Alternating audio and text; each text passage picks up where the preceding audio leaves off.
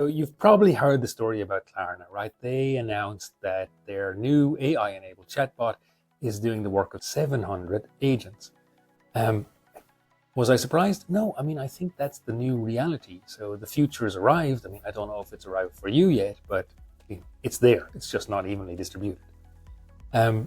So let's take the example of voice. So if you have a lot of calls coming into your call center, then you'll know that that builds up into a huge need for agents. So let me give you an example. Let's say you've got, in the busiest hour, you've got several minutes where 200 calls arrive in a minute and then they stack up after each other.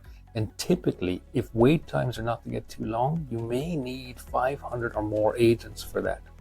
If that period of peak gets longer and longer, is sustained, then you need more and more agents. Otherwise, the wait times will go through the roof. Right? Now, we have customers, I talk to our customers all the time who are doing exactly that. Right? Every call coming into the call center is first going to a voice bot that's AI enabled, and huge numbers of those calls are either partially automated or totally automated. Now, the totally automated ones takes a massive amount of pressure out of the peak in your call center. So it's the norm. I think in January alone of this year, just 3 customers frequently had over 1,000 simultaneous AI agents handling their calls. Yeah, imagine how many people you would have to pay to do that work. It's really necessary to make those changes now because we have other macroeconomic and demographic pressures. So there's still a shortage of agents, and that shortage of agents is not getting less.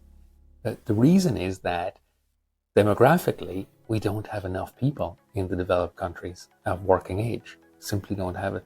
That in turn means that the agent minute cost is going up all the time, and the difficulty of recruiting agents for each particular language is going up.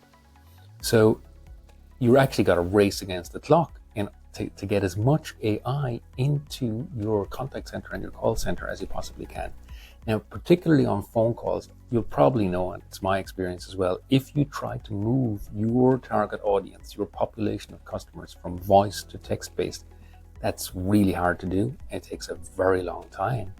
So I think if you've got a lot of calls coming in, front end into an IVR, then going through a queue and then going to agents, you need to really replace that front end with AI capability, with a voice bot, because you need to take that pressure out of your contact center.